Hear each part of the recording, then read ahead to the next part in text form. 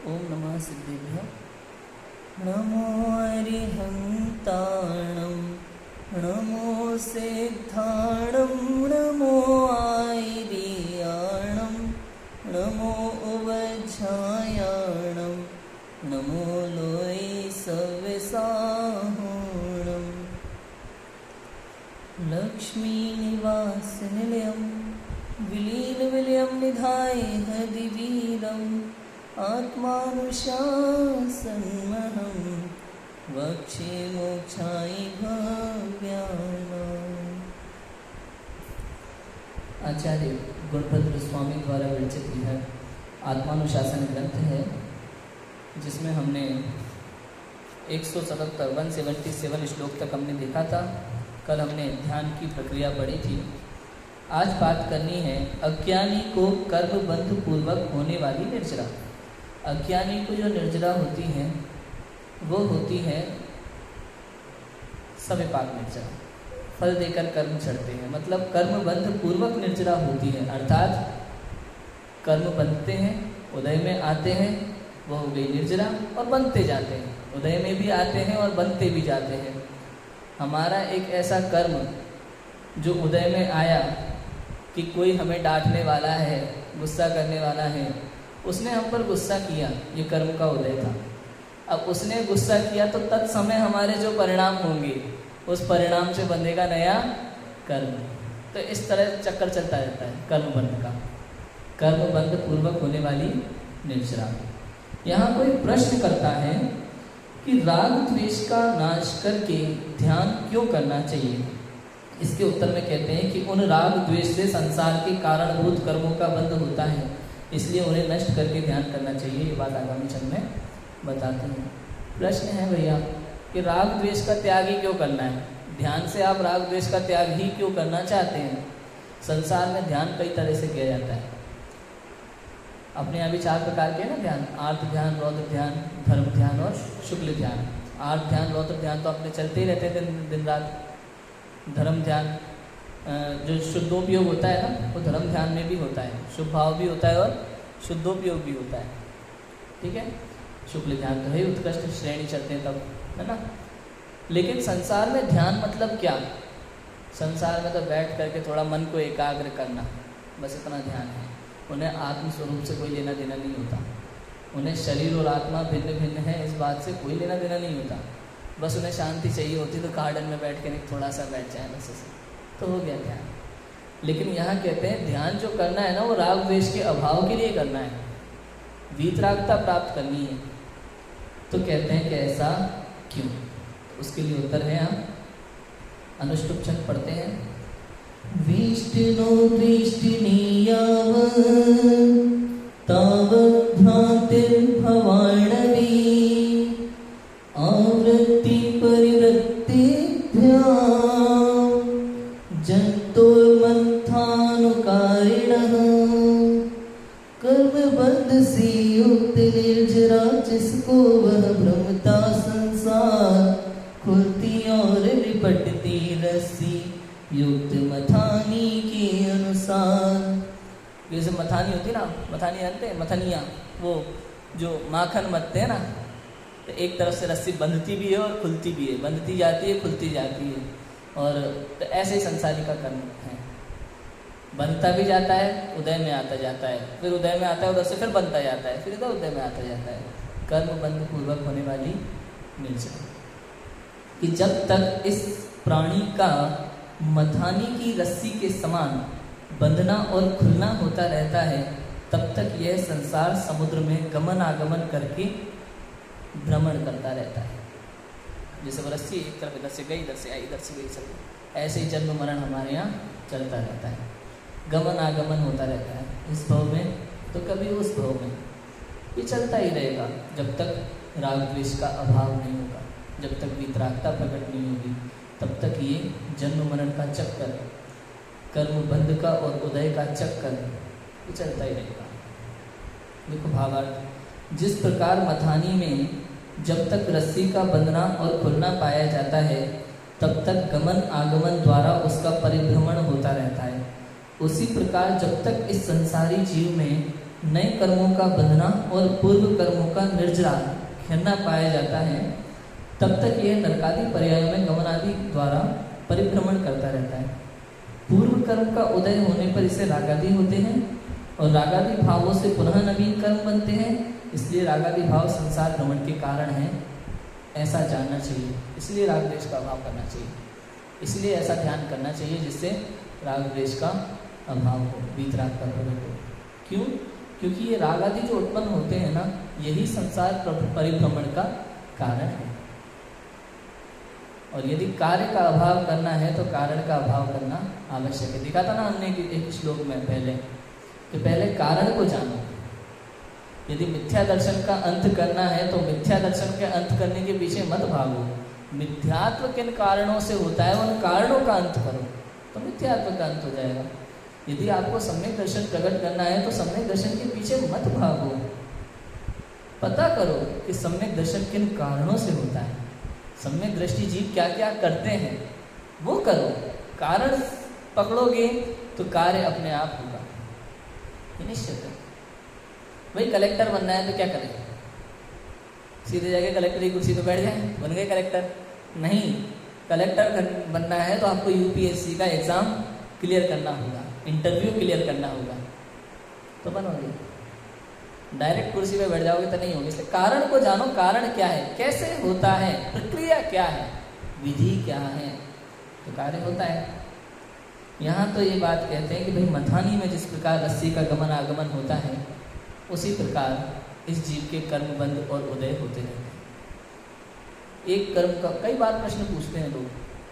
जब मैं कोटा नया नया पढ़ने गया था, वापस आता था घर पे, अधिकतर बुजुर्ग लोग बार बार पूछते थे गुस्सा क्यों आ जाता है? आ जाता है, करें तो क्या करें? गुस्सा आ जाता है, इसको कैसे रोकें? समस्या यही तो है, पूर्व कर्म के उदय से हमें निमित्त बनते हैं जिससे वर्तमान के परिणाम बिगड़ते हैं। निश्चित रूप से जो भी इस संसार में होता है उसमें कोई ना कोई कारण होता है, बिना कारण के कुछ नहीं होता। किसी ने हम पे गुस्सा किया तो हमारी पूर्व की भूल है, हम सोचते हैं वर्तमान की भूल, वर्तमान में हमने कुछ नहीं किया। अरे वर्तमान में नहीं किया ठीक है, पहले तो कुछ किया था, ये उसका फल है। बात समझ में? तो ऐसा होता है। तो पूर्व कर्म के कारण से वर्तमान में वो उदय आया कर्म, और वर्तमान में जो हुआ उस कर्मोदय के कारण से उस समय जो आपके परिणाम हुए उससे बनता है नया कर्म। तो क्या करें? ये तो सर्कल चलता रहेगा। फिर तो अभाव कैसे होगा भाई? आप कहते हैं कि पूर्व कर्म का उदय आया, परिणाम बिगड़े, नया कर्म बंधेगा, तो फिर ये सर्कल तो चलता रहेगा कि नहीं। अब हमारे आदर्श हैं वे लोग जो बाहर की कितनी ही विपरीत प्रतिकूलताएं हो, बाहर की कितनी ही प्रतिकूलताएं हो, वे शांत रहते हैं, वे अपने अंतर में रहते हैं, वो हमारे आदर्श हैं। मोक्ष की प्रेमी हमने कर्मों से लड़ते देखे। हाँ, याद आए? सारे उपसर्ग वाले मुनिराजों को याद कर लो। एक तरफ वो गज कुमार मुनिराज के ऊपर सिगड़ी चल रही है, ये था कर्म का उदय, लेकिन अंदर में वे शांत थे, वीतराग परिणाम थे। वो थी उनकी कौन सी निर्जरा? सविपाक या अविपाक?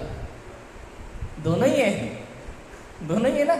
कर्मोदय आया तो सविपाक निर्जरा हुई, और चूंकि नया कर्म नहीं बन रहा तो अविपाक निर्जरा हुई।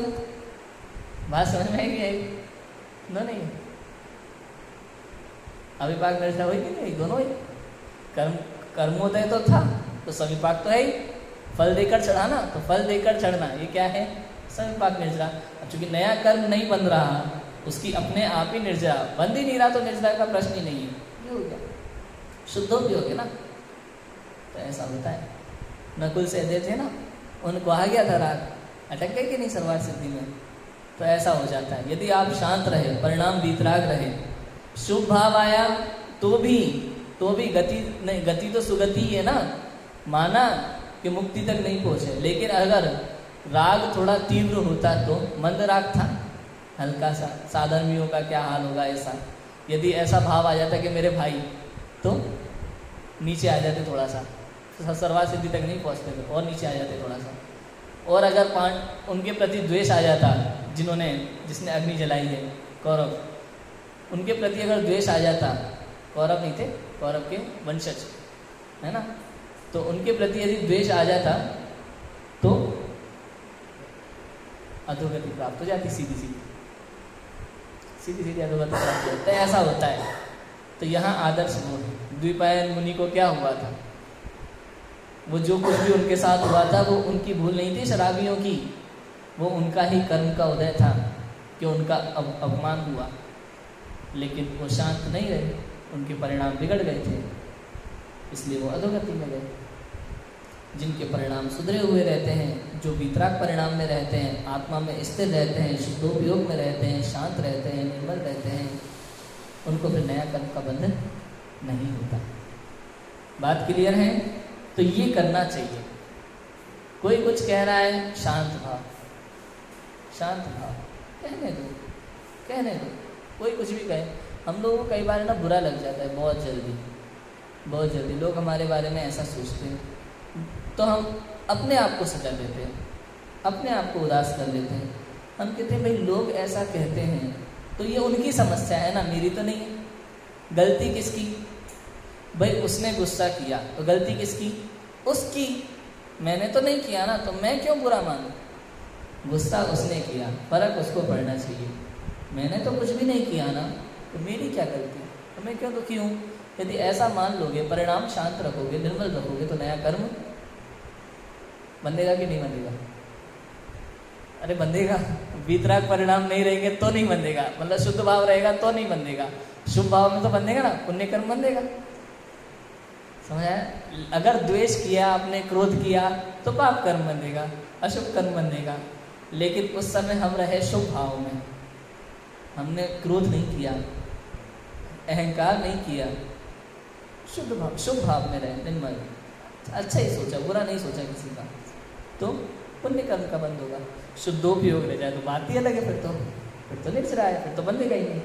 ठीक है, इतनी बात यहाँ जानना चाहिए।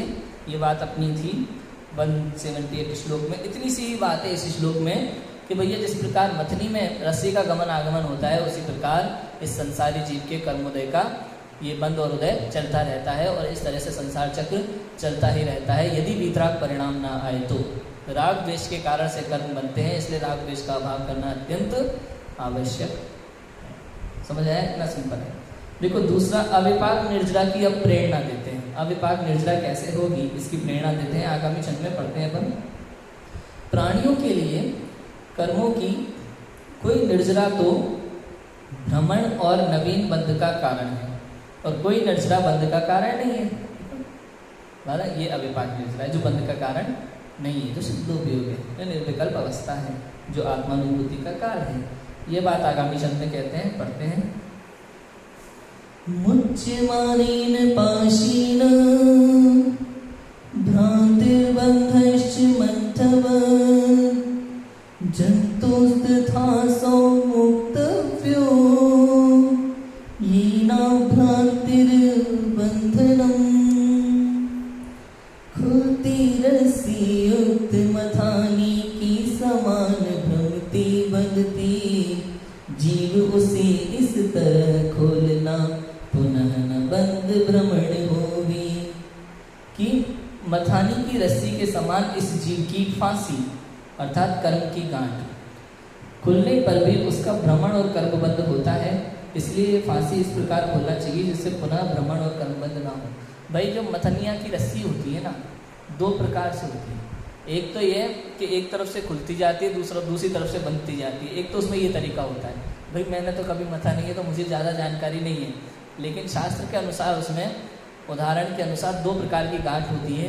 एक ऐसी जो अगर खुली एक तरफ खुलती रहती है और दूसरी तरफ बंधती रहती है दूसरी, ठीक है ना, जब उसकी प्रक्रिया चलती है दही मथने जैसी।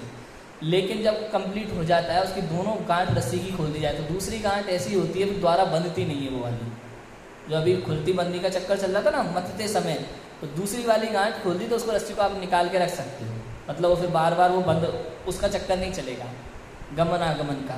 समझ आ गया? दो प्रकार की गांठ है यहाँ, ठीक है।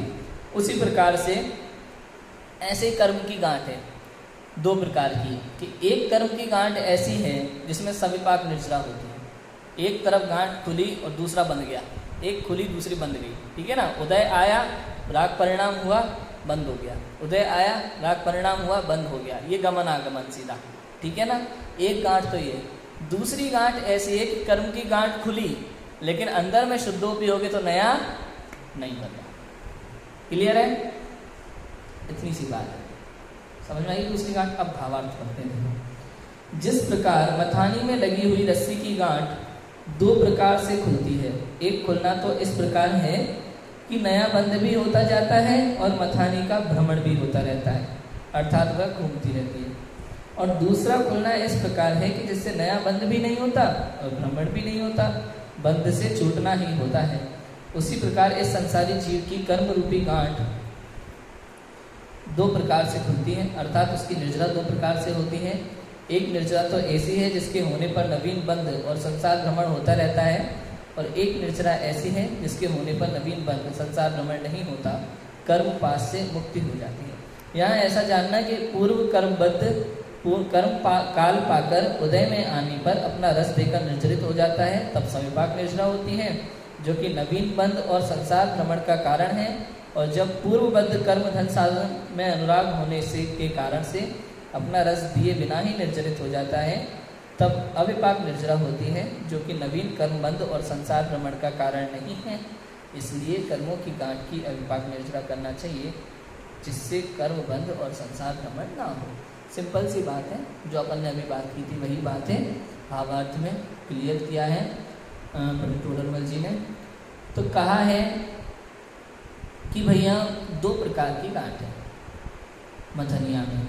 एक गांठ वो जो एक तरफ खुलती रहती है, दूसरी तरफ बंधती रहती है। जब मथते समय की बात है, इधर से रस्सी उधर गई, उधर से आई, उसमें कोई गांठ लगी रहती है, तो एक खुलती है इधर से, उधर से बंध जाती है, वापस फांसी जैसा होता है, उसको बिल्कुल बंधना है ना। एक तो ये हो गया। दूसरी गांठ है कि जब दूसरी वाली गांठ को खोल देते हैं तो उसको फिर आप मथ नहीं सकते, फिर उसको तो बंधेगा नहीं बार बार, ठीक है। ऐसे ही ये कर्म की गांठ होती है। एक गांठ कर्म की ऐसी है जो उदय में आती है, तो उसके कारण से जीव के राग परिणाम होता है, पुनः नया कर्म बंध जाता है। तो उदय में आता है बंध जाता है, उदय में आता है बंध जाता है। एक गांठ तो ये है। दूसरी गांठ ऐसी है कि जब वो खुलती है, जब वो उदय में आता है, तो जब वो खुलती है तो नया नहीं बनता। किसके कारण से? वितराग परिणाम के कारण से, शुद्धोपयोग के कारण से, निर्विकल्प अवस्था के कारण से, आत्मानुभूति के काल में नया कर्म नहीं बनता है। इतनी सी बात यहाँ है। उसे कहते हैं अविपाक निर्जरा। सविपाक माने फल देकर छड़ जाना, अविपाक निर्जरा माने बंद ही नहीं होना, ठीक है। अविपाक निर्जरा माने बंद ही नहीं होना। और यदि पूर्व के बंधे हुए कर्म है तो बिना फल दिए छड़ जाना। समझ आया? ऐसा होता है। कितने ही कर्म बंधे हो, कितने ही, आत्मानुभूति के काल में एक समय में पता नहीं कितने कर्मों की विच्छुप्ति हो जाती है। सम्यक दर्शन का काल था ना, चौथा स्थान, 41 कर्म बंध की प्रकृतियों की बंध विच्छुप्ति हो जाती है। अर्थात अब वो कर्म नहीं बंधेंगे। जैसे स्त्री पर्याय में जन्म नहीं लेगा, नपुंसक पर्याय में जन्म नहीं लेगा, नरक में नहीं जाएगा, नीच कुल में नहीं जाएगा, नीच गोत्र में नहीं जाएगा, कुबड़ा भोबड़ा नहीं होगा, मतलब उल्टे सीधे अब अरूप कुरूप नहीं बनेगा। ये सब तरह की चीज़ें हैं। लंगड़ा लूला नहीं होगा, सम्यक दृष्टि थी। पहले से आयु कर्म बंध गया वो एक अलग बात है, उसे भोगना पड़ता है। पहले से नरकायु बंधी है तो उसका अपकर्षण हो जाता है। 7वें की भी बंधी हो तो पहले में ही जाएगा, दूसरे में नहीं जाएगा, पहले में ही जाएगा, पहले तक ही रहेगा। समझ आ गई बात? इतना हो जाता है, क्योंकि आयु कर्म की एक विशेषता है। एक बार बंध गया तो भोगना ही पड़ता है। उत्कर्षण अपकर्षण हो जाता है लेकिन भोगना तो पड़ता ही। इस जीव के प्रति समय 7 कर्म का बंध होता है, 7 कर्म का, आयु कर्म को छोड़ करके। आयु कर्म का कभी भी बन सकता है आपकी मनुष्य आयु में, मनुष्य गति में, किसी भी गति में। आपकी जितनी आयु होती है ना, जैसे मान लो 60 वर्ष की आयु है, तो हो सकता है 20 में बन जाए कभी भी, 40 में बन जाए कभी भी, 60 में बन जाए कभी भी। और इसमें भी सुबह के टाइम पे इसके ज़्यादा चांस रहते हैं, मॉर्निंग टाइम में आयु कर्म के बंध के। इसलिए तो कहा जाता है लोग ज़्यादातर अच्छे काम सुबह सुबह ही तो करते हैं। जल्दी उठना, प्रातः सवेरे जल्दी उठकर 9 बार नमोकार मंत्र पढ़ना, अच्छी अच्छी चीज़ें करना। समझ आया? सुबह सुबह ही क्यों? सुबह सुबह ही आयु कर्म का बंध होता है। यदि सुबह आपने उल्टे सीधे कर्म किए और आयु कर्म बंध गया तो उल्टी सीधी गति मिलेगी। ऐसा होता है। आयु कर्म जिस समय बनता है वो परिणाम, इसलिए कहा परिणाम हमेशा निर्मल रखना चाहिए, अपने परिणामों की संभाल रखना चाहिए। पंडित डोडरमल जी कहते हैं बार बार, अपने परिणामों की संभाल रखना, अपने वर्तमान परिणामों की संभाल रखना। वो सुना था ना आपने, परिणामों की विचित्रता, संजय जी भाई सबका जीवन है ना। क्या कहा था उन्होंने? वो कहानी कौन सी, शुल्लक जी वाली, याद आया? कि कितने व्रत उपवास किए शुल्लक जी ने पूरे जीवन, कितना संयम से रहे, लेकिन अंत में आयु पूरी हो रही थी, उसी समय अब तक आयु कर्म बंधा नहीं था, बंधना बाकी रह गया था, और उसी समय कोई मंदिर में खरबूजा चढ़ा के चला गया। 20 पंक्ति आमना चल रही होगी, भाई खरबूजा चढ़ा के चला गया। उनके अंदर में भाव आ गया खरबूजा खाने का, खरबूजे के अंदर जाके कीड़ा बन गया। ये परिणामों की विचित्रता है। पूरा जीवन संयम से रहे, लेकिन अंत में परिणाम बिगड़ गए, उसी समय आयु कर्म का बंद हो गया, गति बिगड़ गई। ऐसा हो जाता है। इसलिए प्रति समय अपने अपने वर्तमान परिणामों को निर्मल रखना चाहिए। भूत और भविष्य का हम कुछ नहीं कर सकते, इसलिए भूत भविष्य के पीछे कभी पागल नहीं होना चाहिए। यहाँ हर मनुष्य भूत और भविष्य के पीछे पागल है। या तो भूतकाल की बातों को लेकर के सोचता रहता है और पागल होता रहता है, या फिर भविष्य की योजनाएं बनाता रहता है जो कभी सफल नहीं होती। मैं तो हमेशा कहता हूँ इस बात को कि परफेक्ट प्लानिंग नाम की कोई चीज़ होती नहीं है। है राजू भाई, हम सोचते ना हर चीज़ की परफेक्ट प्लानिंग होना चाहिए। परफेक्ट प्लानिंग नाम की कोई चीज़ नहीं होती। क्यों? शिवनंदन जी अपने यहाँ प्रशिक्षण शिविर लगता है ना जगह जगह, अपन कितनी व्यवस्था होती है 4 महीने पहले से। पीयूष जी भाई सब कितनी व्यवस्था देखते हैं, भाई किस विद्वान को कौन से रूम में रुकाना है, अब स्टेशन पे कौन सी गाड़ी लेने जाएगी, एयरपोर्ट पे कौन सी गाड़ी लेने जाएगी, पूरी व्यवस्था हो जाती है राजू भाई। लेकिन अंत समय में अगर ड्राइवर मोबाइल स्विच ऑफ कर ले तो क्या करोगे? समझे? सोचा कभी? परफेक्ट प्लानिंग नाम की कोई चीज़ नहीं होती। जो रूम उनके लिए अपन ने फिक्स करके रखा था, बढ़िया एसी वाला, कूलर वाला, जो भी है, गर्मी रहती है भयंकर वाली उस टाइम पे। अब जो अपन ने बड़े विद्वान के लिए रूम रखा था, वो ही किसी और बड़ी पार्टी आ गई और उसको दे दिया पहले से, उनको रूम ही नहीं मिल रहा वो वाला, तो क्या करोगे? ऐसा होता है ना बहुत बार। मैं कह रहा हूँ तो परफेक्ट प्लानिंग नाम की कोई चीज़ नहीं होती। खनियादाना में हुआ था हमारे सामने ही, तुम जानते तो ऐसा हो जाता है। हाँ, क्या करें, बस कई बार ऐसा होता है जिनकी कुछ पता नहीं होता वो भी आ जाते हैं। तो पार्टी चूँकि धार्मिक भी है, धन भी है, तो देना पड़ता है उनकी व्यवस्था उनको, तो ऐसा होता है। तो परफेक्ट प्लानिंग कुछ नहीं होती है। इसलिए वर्तमान में आपका माइंड तेज काम करना चाहिए। अब भी क्या करना है, तुरंत निर्णय लेने की क्षमता हमारे अंदर होना चाहिए। शांता जी, अभी कोई समस्या उत्पन्न हो रही है तो उसमें हमें क्रोध नहीं करना चाहिए, आग बबूला नहीं होना चाहिए, परेशान नहीं होना चाहिए, आकुलता नहीं करना चाहिए। अभी समस्या उत्पन्न हुई, शांत शांत आराम से क्या करना है निर्णय लो, काम खत्म करो। समझ आया? ये होना चाहिए। अब अभिपाक निर्जरा समझ में आ गई? अभिपाक निर्जरा होती है वीतराग परिणाम से। वीतराग परिणाम केवल और केवल शुद्धोपयोग। कहा था ना उस दिन भक्तामर में क्या लिखा है, 7वें श्लोक में लिखा है भक्तामर स्तोत्र में आचार्य मानतों स्वामी ने कि जिनेंद्र देव की भक्ति से, जिनेंद्र देव के स्तवन से भव भव के पाप नष्ट हो जाते हैं। होते हैं कि नहीं होते? क्या करें, होते कि नहीं होते भक्ति से? कि भाई अगर आप सोचो कि हम दुनिया भर के पाप करते रहे, दिन भर शाम को जाकर के भक्तामर स्तोत्र का पाठ कर ले और पाप खत्म, तो ऐसा तो नहीं। भक्ति का अर्थ है सच्ची निश्चय भक्ति है, निर्विकल्प अवस्था वास्तव में।